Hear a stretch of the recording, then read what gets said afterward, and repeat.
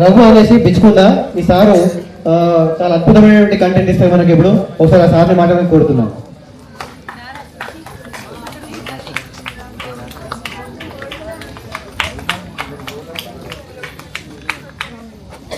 స్వామి వివేకానంద జయంతి శుభాకాంక్షలు అందరికీ. నా పేరు బిఆర్ఎల్ రఘు. నేను ఒక విషయం చెప్తాను. స్వామి వివేకానంద జీవితంలో గెలిచి ఇప్పుడు ఇంకా 1000 సంవత్సరాలైనా సరే ఇంకా చరిత్రలో నిలబడడానికి గల కారణాలు ఆయన యొక్క సీక్రెట్ ఒక 3 విషయాలు మాత్రమే మీతో పంచుకుంటాను. జాగ్రత్తగా వినండి. మొదటోది, అతను ప్రపంచానికి ఎంత గొప్పగా ఉన్నారు, ఆదర్శంగా ఉన్నారంటే మన దేశాన్ని ఉన్నతమైన స్థాయిలో తీసుకుపోవడానికి గల కారణం 3 విషయాలు. మొదటిది ఏంటంటే తల్లి దగ్గర నేర్చుకున్నాడు. తల్లి నేర్పింది. తల్లి భాగవతాన్ని, రామాయణాన్ని, మంచి విషయాల్ని, సంస్కారమైన విషయాల్ని నేర్పించింది. తల్లి పాదాల దగ్గర నేర్చుకున్నాడు. అందుకోసమే ఈ రోజుల్లో చరిత్రలో నిలబడ్డాడు. తల్లి నేర్పియాలి.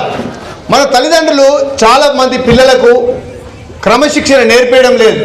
ఫోన్లు ఇవ్వడము, లేకుంటే సినిమాలు చూపించడము, గేమ్లు ఆడిపోయడము, లేకుంటే బూతులు తిడితే కూడా మందలించకపోవడము. మనం ఏం నేర్పిస్తున్నాం? రాబోయే తరానికి మన పిల్లలకి ఆదర్శంగా మన పిల్లలు ఉన్నతంగా స్వామి వివేకానంద లాగా కావచ్చు. ఎందుకంటే మన తల్లిదండ్రులు జ్ఞానాన్ని నేర్పియాలి పిల్లలకి.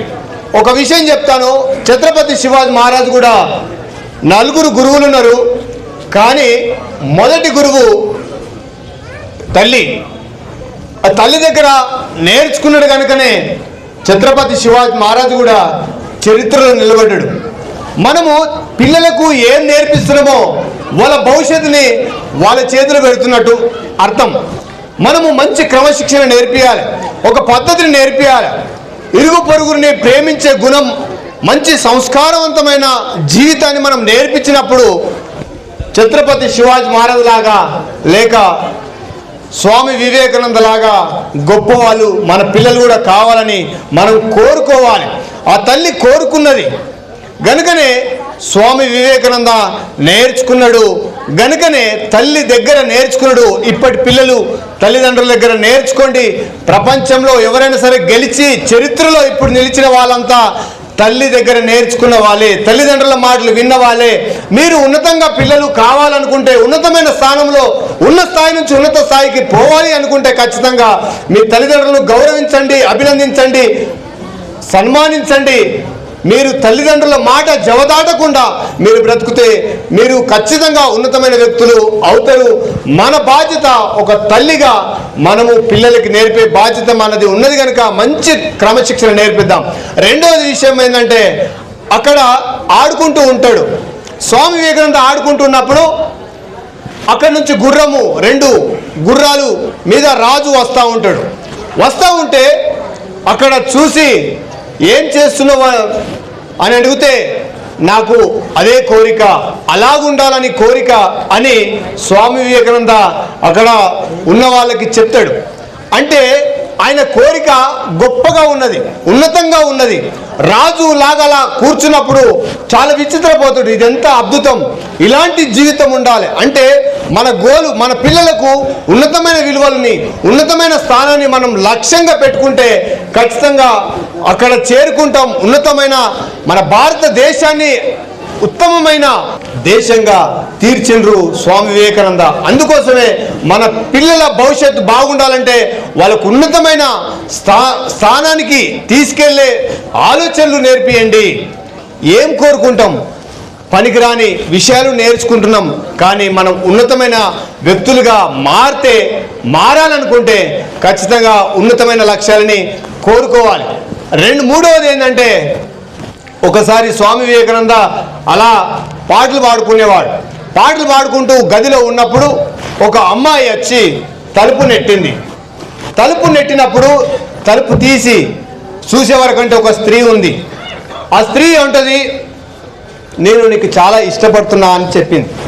చాలా ఇష్టపడుతున్నా అన్నప్పుడు ఆ స్వామి వివేకానంద సాష్టాంగ నమస్కారపడి తల్లి నమస్కారం అని చెప్పి ఆమెకు దూరంగా పంపించాడు.